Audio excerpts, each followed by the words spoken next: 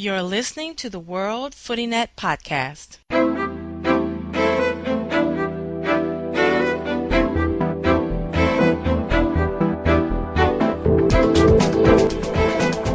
Welcome to the World Footy Net Podcast.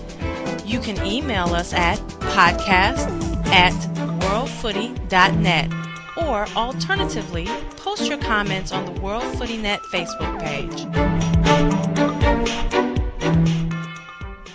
Welcome to the World Footy Net Podcast. My name is Andre Sherard, and I'll be your moderator for the North American version of this podcast. You can follow me on my Twitter handle at AHT4005.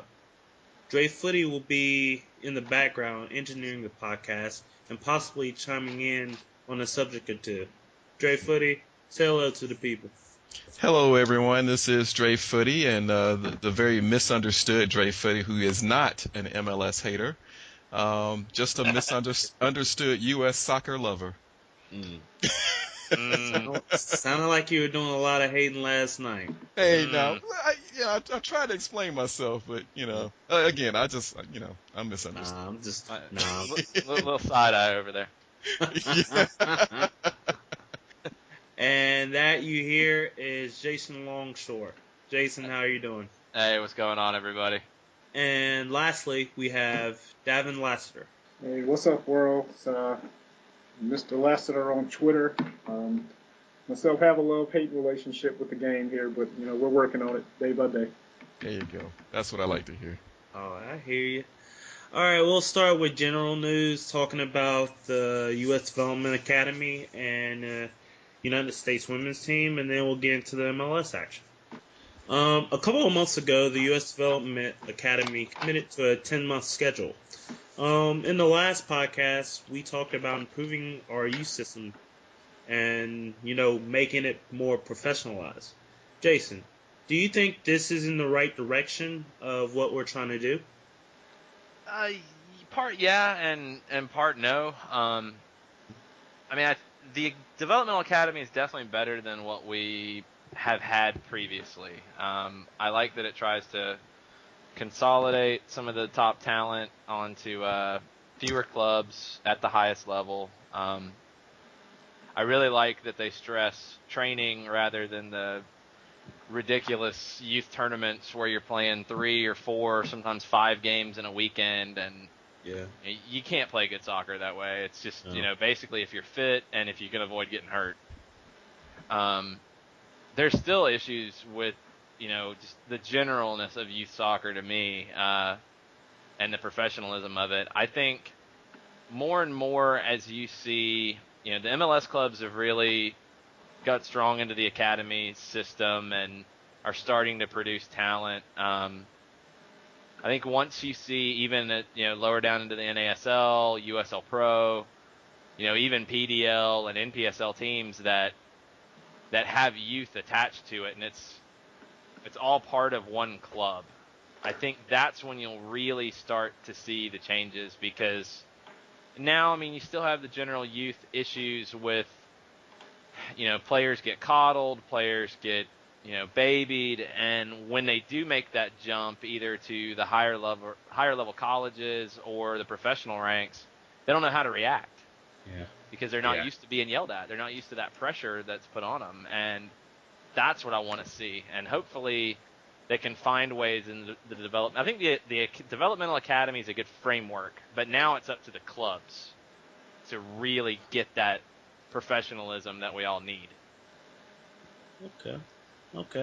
Davin, you have anything to chime in? Yes. Overall, I think it's a good idea, and I think it does lead us more to having a professional setting in the sport here. And as far as youth development, first thing that sticks out to me is having consistency in coaching. I know back when I was playing, and I know it's probably still happening, at least in a few places, but you had your high school season, and then you play with an entirely different team at club level, and then you had the guys who were going to ODP and other sort of youth national team setups. And that sort of thing doesn't lend itself to consistency, because I think even if you have, a friend or two that comes along with the game, you're playing with different coaches who might have different styles, you may be playing in a different position on one team than the other, and you also risk having to deal with varying quality, between club soccer and high school soccer. This is like Jason was saying, as far as the generalness of the sport and dealing with the skill level and such. If it's truly the same or very similar to what they're doing around the rest of the world, I feel like it's pretty much a no-brainer. There are some challenges here for it, especially with the culture here as far as sports being basically, your high school to the college to the pro sort of thing, like we do with basketball and American football and that sort of thing. Baseball can be the exception sort of the time with their minor leagues and the farm systems.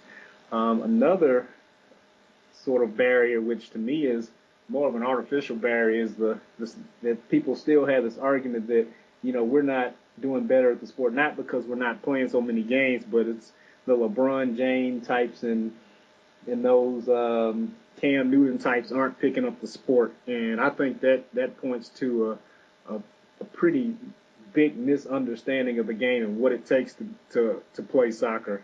So it's still, I think a lot of us are still focused on the bigger, faster, stronger equals better guys. So and that's sort of scary because you look at some of the best players in the world game, not just in America, and none of these guys are built like a LeBron or, well, I won't say none, but most of the guys, Xavi's a far reach from the physical structure of a Cam Newton or a LeBron James. So I doubt that has really anything to do with it, but somebody's still perpetuating that. Yeah, that argument gets weird to me because I totally agree with what you're saying, Davin, about how people miss it. Like they say, oh, I wish we had, LeBron James playing soccer. How many, LeBron's 6'6", if I'm not mistaken? Right. How many 6'6" guys do you see that are in the top 100 players in the world? Maybe the only person I can think of that's sort of that like physical specimen off the top of my head is Didier Drogba. And then even with him, it's seen as if, he's got, he seems to be very skillful for somebody of his size. It's more of an anomaly, and it's definitely not the rule. Yeah, and Drogba's maybe like 6'2", 6'3", if I'm not mistaken. He's in that ballpark. I don't know. I think that it is a valid argument if you frame it right. Look at a guy like maybe an Allen Iverson. That's a good one. A point guard type of player, a Jason Kidd, an athlete like that. And yeah, there are issues getting those types of kids involved in the game at a young age, but that's culture. I mean, that's, I run into that with soccer in the streets when we do programs at City of Atlanta recreation centers, and the staff actively don't want the kids to play soccer. They want them to go play basketball or play baseball or play football, and they discourage them from playing soccer. Or they think that soccer is only for the girls. I mean, stuff like that happens on the regular. And some kids they don't get that opportunity. And it's a shame, but you have to frame it. I think the discussion gets confused with, we want the best athletes, when most of those athletes, no matter if you put them in La Masia in Barcelona at 8 years old, they're not going to end up being world-class soccer players because it just doesn't match up. Right. Xavi and Iniesta are 5'7". Yeah. Right. Yeah, Maradona was like 5'5". I mean, you don't have to be this big, imposing player to, be the best. And that doesn't mean that these players are frail or not athletic. It's just in a different way. They don't really, Messi has done fine without being able to win every ball in the air. Yeah, it's the speed and the quickness. I mean, I always remember in Beckham's autobiography when he went to Madrid in his first season over there, he struggled adapting to the different style of training. In England there was a lot more physical training, and he felt like he was in good shape in England. Whereas in Spain, it was a lot more technical training and not as much physical. So he felt like he wasn't as fit, wasn't as sharp. So he started going to the gym and doing his own thing. And he put on like maybe 10, 15 pounds. Not much, but enough to where he noticed a huge difference in his speed, in his quickness. And he started actually getting injured because of that, because he was carrying too much weight. Right. Soccer is a very specific game in what you can do with it. And a guy like LeBron, as great of an athlete as he is, that doesn't mean he's going to be a good soccer player. Right. And you have some of the things like, in soccer, there's no backcourt violation. There's no line of scrimmage. So, being very, guy who can just, just blazingly fast on the 40 or whatever it is, doesn't do you much good when your opponent's already at the finish line. If they got a line in front of the goal, they're already there. So, not to say that, of course, his speed can't be that isn't a factor. Look at a Cristiano Ronaldo, who I think is probably, to me, one of the best examples of a guy who's very good on the ball, very good with his technical ability, and also is like that kind of athlete that we look at here in America also as far as physically. Yeah, he's one of those special athletes that, he could, if you put Cristiano Ronaldo with, I don't know, a college football team, he could probably pick up being a wide receiver and be pretty decent because he's just that good of an athlete. Yeah. There's some guys who are like that, but that doesn't mean just because you're a good athlete, we're not a good soccer country because, LeBron and D Wade aren't playing soccer. That's not the issue. I wanna pose another question. Talking about, younger ages and possibly, going from at least around a U11, U12. Do you think that the academy should be getting into that? Because, in places around the world, scouts are picking up players when they're 9, 10, 11, and they are putting them in that environment. True. What I wouldn't do is I wouldn't make it a national setup. Okay. I think U.S. Soccer has done the right thing here, and they've created the framework at U16, U18 for academies, and they've said this is how it's going to be, now go do it. And I think that's the right way. At the younger ages, a 10-year-old, 11-year-old, they don't need to travel far for games. They don't need to they don't get better by playing the best kid 2 hours away in another city. They get better by training, having the ball at their feet, and playing games on the weekends is just an extra training session. It's not, at that age, it's all training for them. That's how they're going to get better.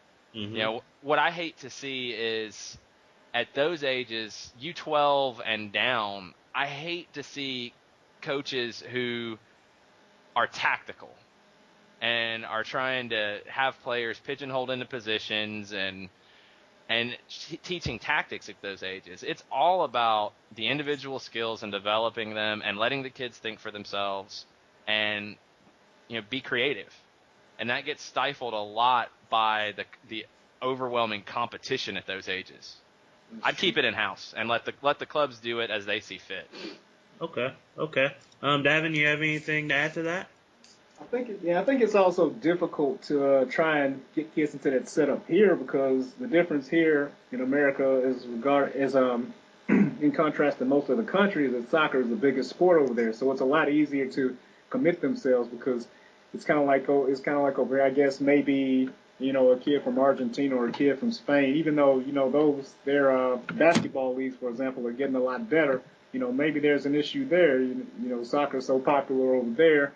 You might not, maybe parents over there are encouraging their kids to go for the sure thing, which over there would be soccer, and over here we have baseball and basketball and football. We have a couple of sports that are really very major, and so I think you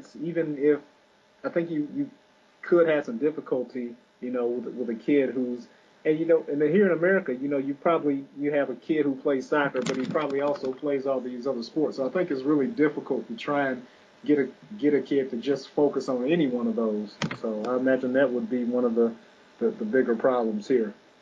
Yeah. Yeah, I agree. But I think still, in the context of the way like those ages are structured now, you're doing essentially like a 12-week season in the spring, a 12-week season in the fall. That's basically how youth seasons go. If a club is running it in a professional manner, then I'm all for it. If DC United starts a program for 10, 11, and 12-year-olds in DC and the kids come and train 3 times a week and play a game on the weekend in-house and play a lot of small side, 5-a-side, 4v4s, where they're getting tons of touches on the ball. That's the key. That's the key to me at those ages. Like, the competition aspect is so secondary. Yeah, we need to be drilling these. I mean, I know, these kids have lots of things going on, but if we want to be at least getting to the second tier of footballing nations, if possible, we need to be drilling those technical abilities to the youth. Because if we're not doing that with them, then when they get to 16, 17, 18, what's the use? I mean, they're going to be limited with their skills. Yeah, And you're dead on with that. And one thing I like to add there, Dre, both of you bring up very good points, but I don't think we need to underestimate the number of kids who are focused on soccer. Maybe they come from a background like that. And Jason, you may be more in touch with that through Soccer in the Streets with some of the youth from the Latino, cultures. Oh And, yeah, that opens up the argument of, we're getting into, and a lot of people are saying, oh well, why aren't the basketball kids playing soccer? But what about the Mexican kids who are going to play professionally in Mexico and representing Mexico right. and not representing the U.S.? What's the issue there? There you go. There you go. There's still that. It's starting to go away. I'm glad that now we finally have some guys in the youth national team pools, and it's one thing that I'm very happy that Klinsmann has had a hand in, is kind of reorganizing that. We have guys like Reyna. I think Richie Williams is in there at the U18s. We had Wilmer Cabrera, all former players who get it, and they're not solely sold on a guy who's fast and strong. They're not just taking the biggest kids. You're starting to see smaller, creative, technical players come through. Now we just have to, once they get to that age, that 16, 17, 18, we have to start putting them in the professional environment so they can handle pressure.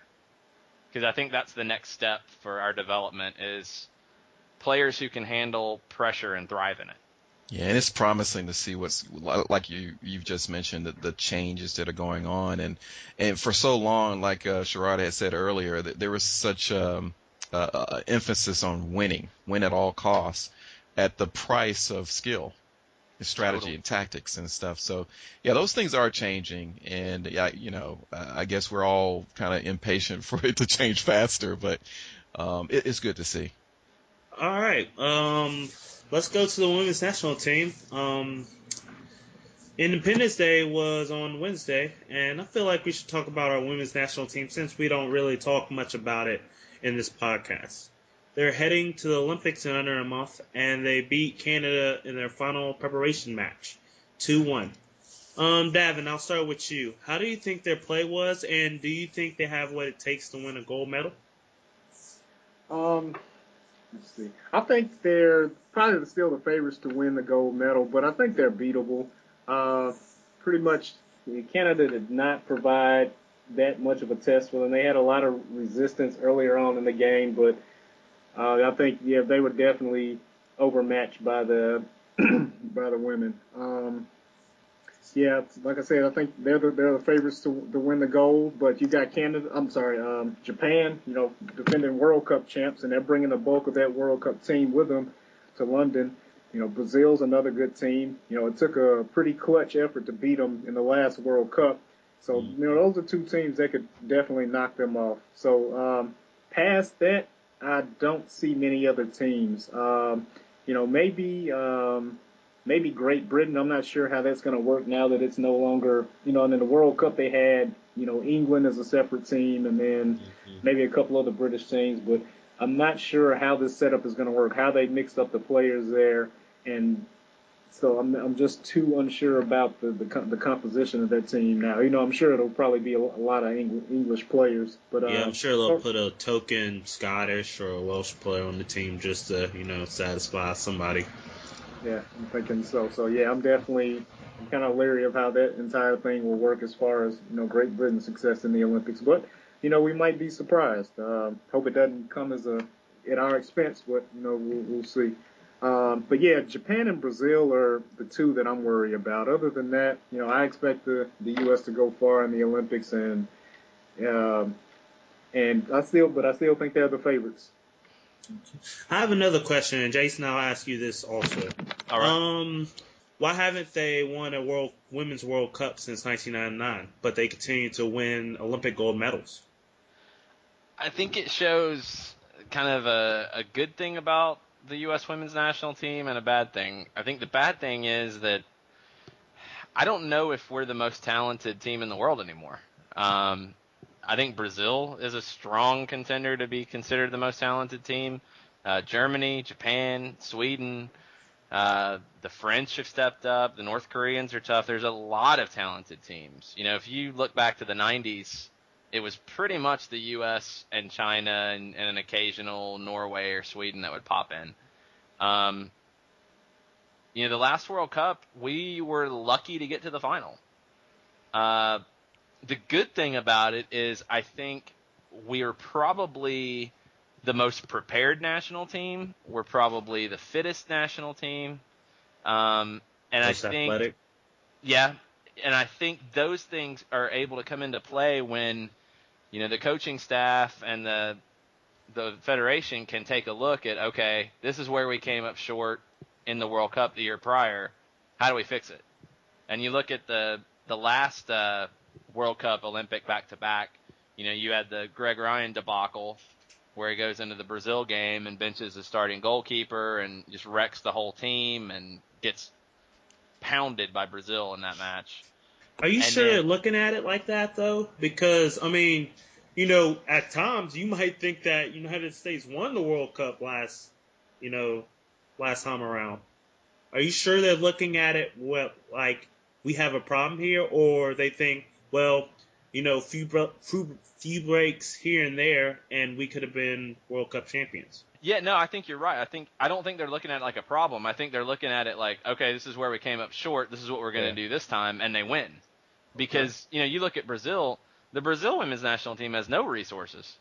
Yeah. The federation in Brazil could care less about their women's national team, and raw talent, they're probably the best.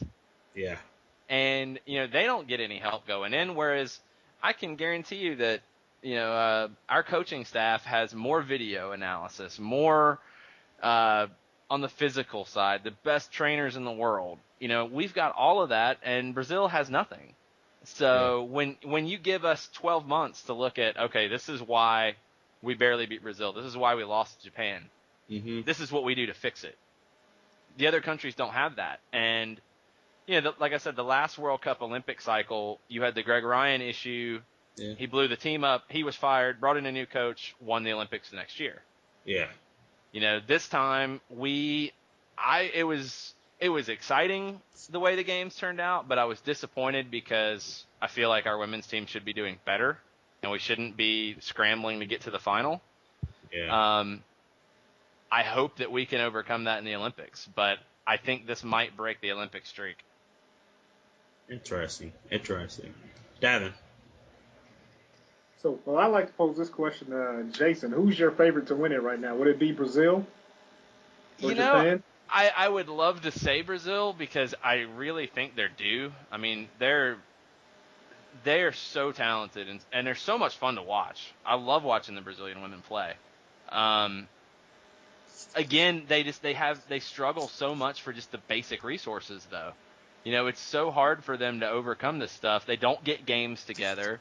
You know, their federation doesn't set up friendlies for them. I can't remember what the stat was going into the last World Cup. They had played like just a handful of competitive matches in the 4-year span between World Cups. I mean, it was ridiculous. That's a problem for them. I would say, you know, Germany or Japan are probably your two favorites, and we're right there with them. It just depends on how it falls for us. Is France in this tournament? I'd have to go back and look. I know it's the women's Olympic qualifying is so difficult because it's only 8 countries, right? Yeah.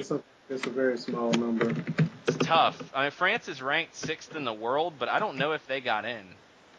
I think it's around 8 or 12. I think it's 8. At least that's what it used to be. I don't know if they open it up this time.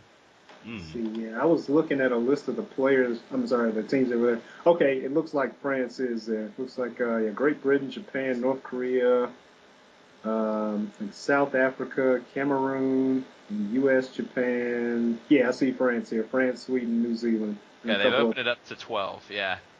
So we've got the French, Colombia, and North Korea in our group. So you have the French and the North Koreans, which are not easy teams to handle. Yeah, France definitely did well against the U.S. in the semis. Yeah, it's gonna be tough. It's cool. I hate that the men didn't make it this time. But the men's Olympic tournament is a bit more of an afterthought. The women, it's the full national teams.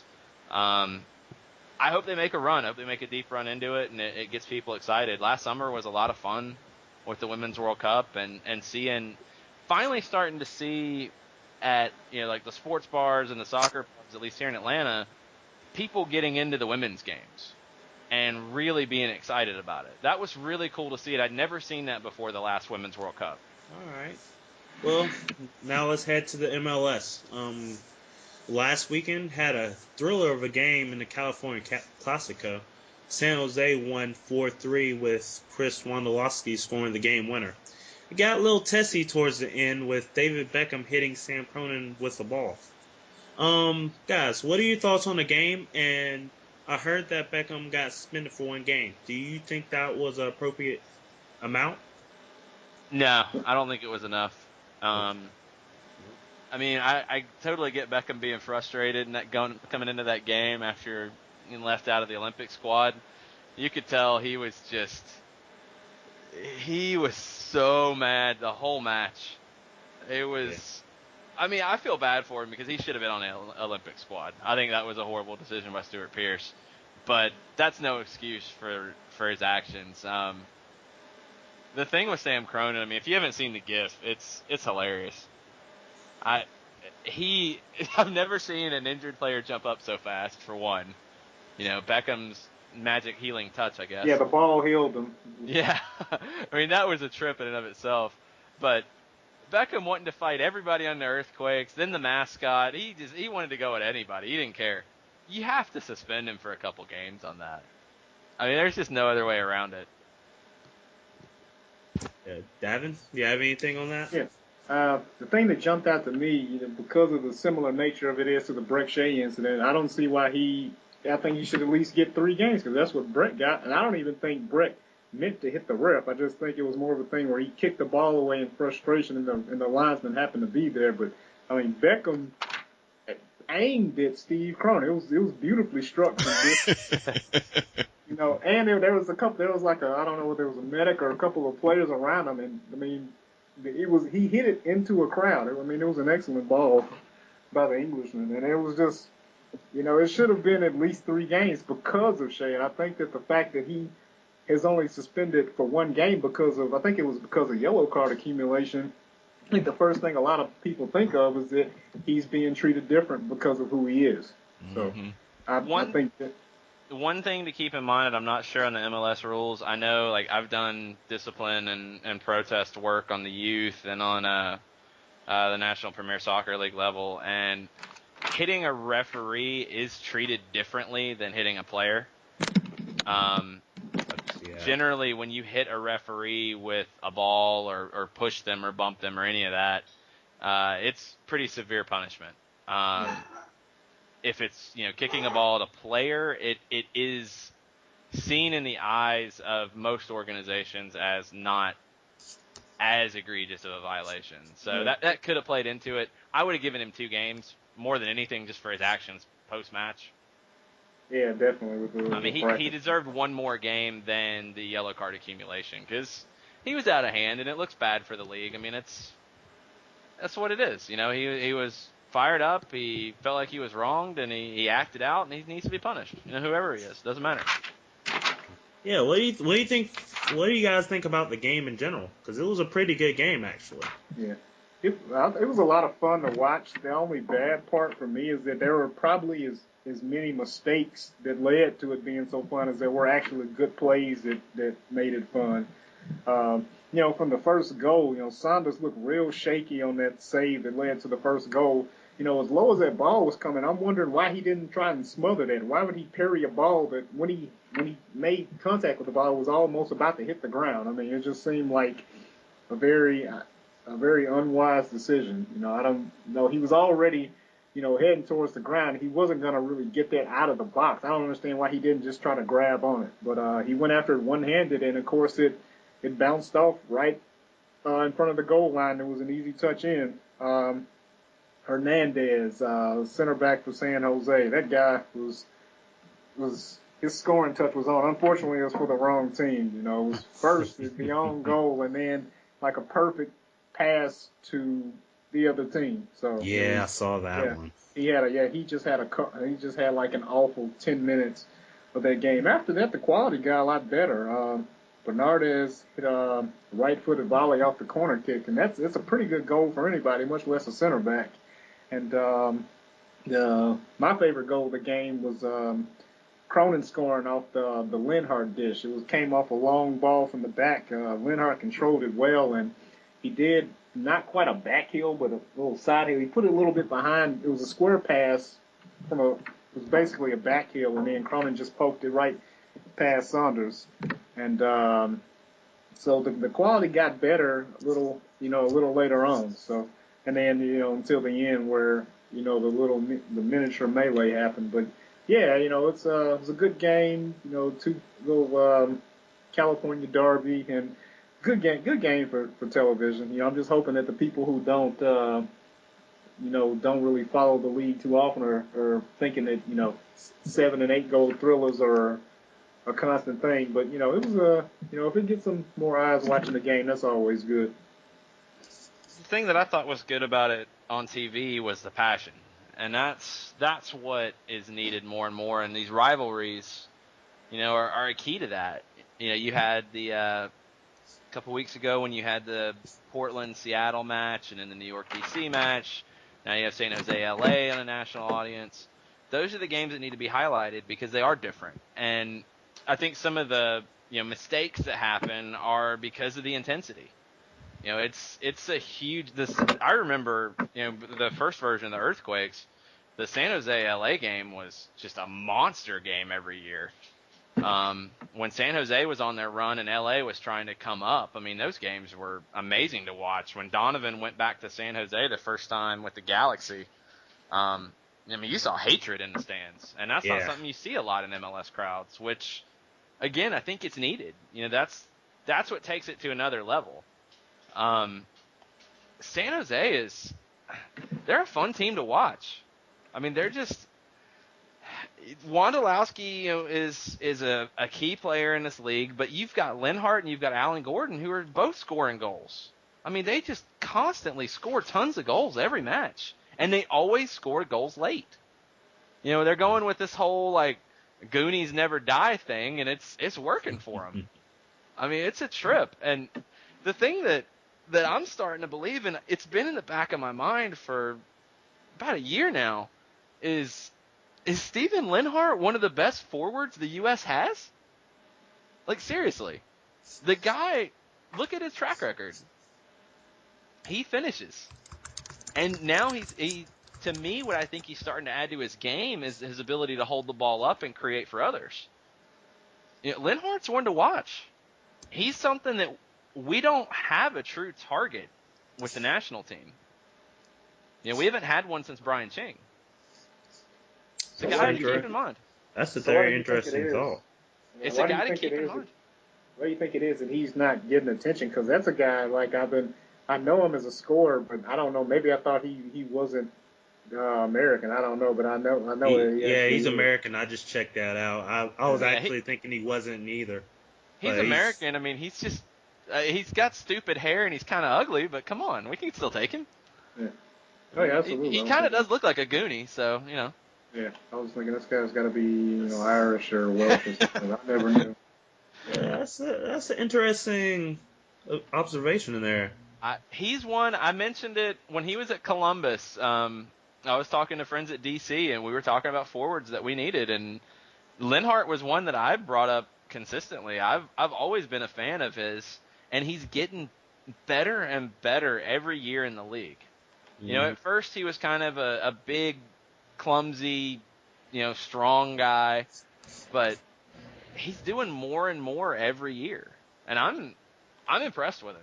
I'd like to see him get more chances, and especially one of these January camps that they bring him in. Let's see what he can do. Yeah, that'd be interesting. I would like to see his technical ability playing in that setup, in the U.S. setup. But I'll tell you this: when we go down to Central America and we are playing more of a direct style, and we need a bruiser up there, I'll take him. I'd put him up there around 60 minutes. So hopefully he doesn't get tired. I don't want him to like tire himself out within the first 45. Put him in around 60 minutes just to tear up those ragdolls. Oh yeah, especially you got a lead and you're going to play even more direct, like in the game in Guatemala. Oh yeah, I would have put him in the 60-minute mark and say, all right, Steve, just go up there and knock people around. We're going to play the ball to you constantly. Just knock people around.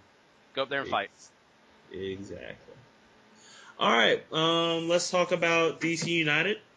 They manhandled Montreal over the weekend and are by themselves on top of the Eastern Conference. I believe it's by at least 1 point.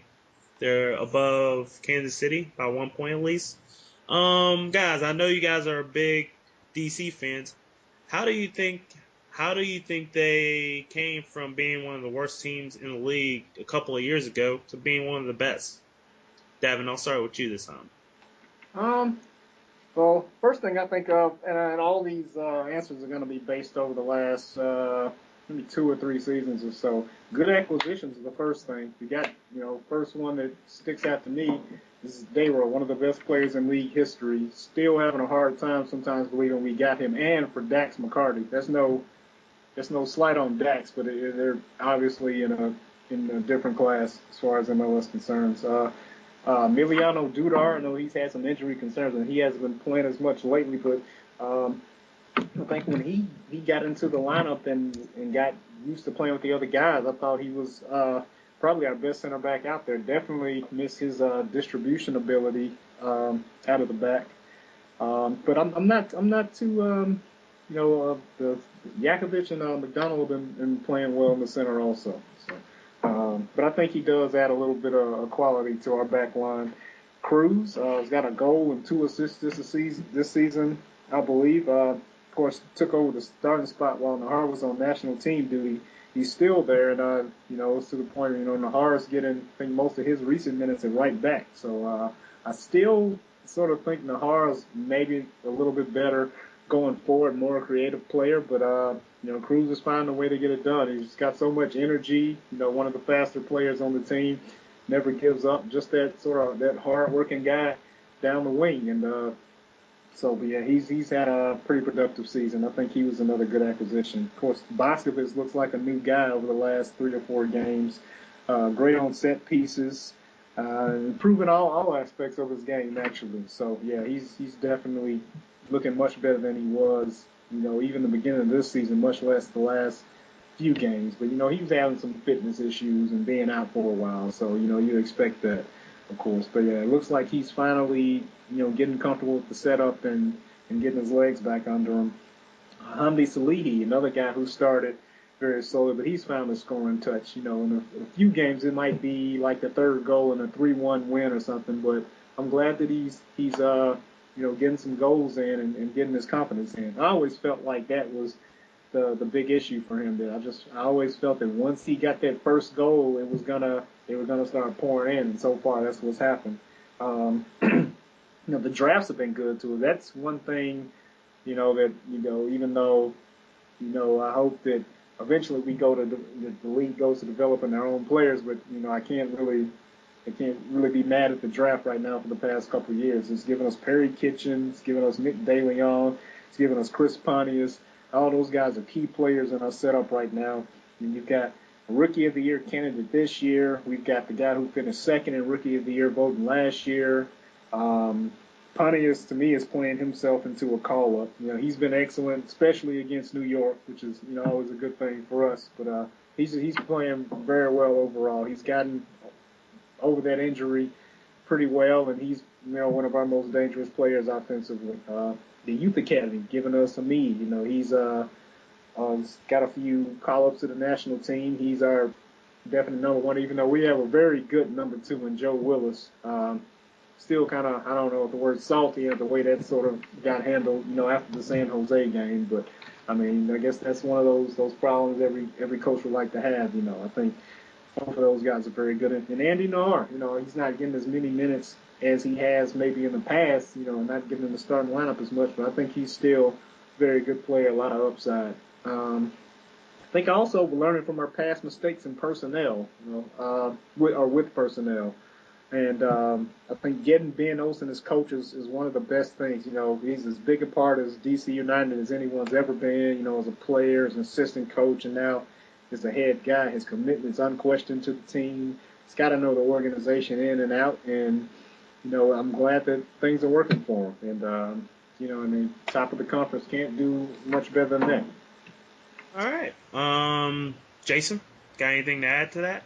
Yeah, I think the biggest difference, looking at last year and this year, last year we had a very strong attack, which, again, we have this year where we're scoring as many goals as anybody in the league.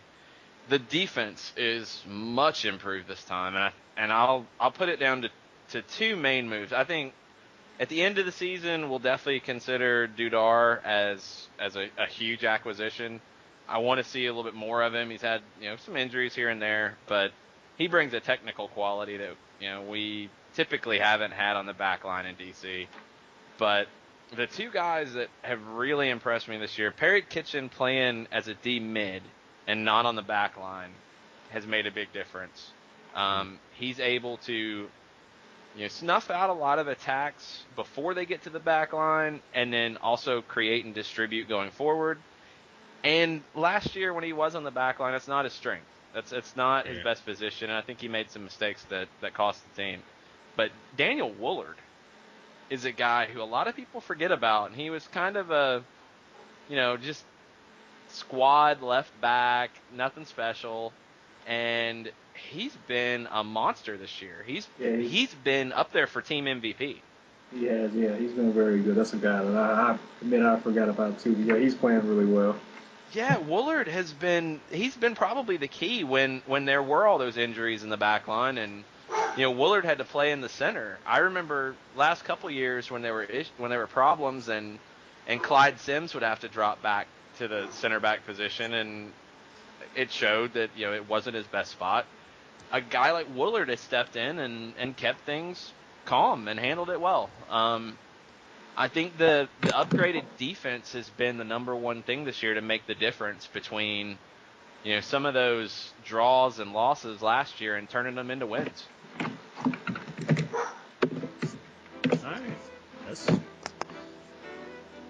All right. Well, we'll end on that. Dre, you have fun with Atlanta Silverbacks Part 2. And guys, thank you and have a good night.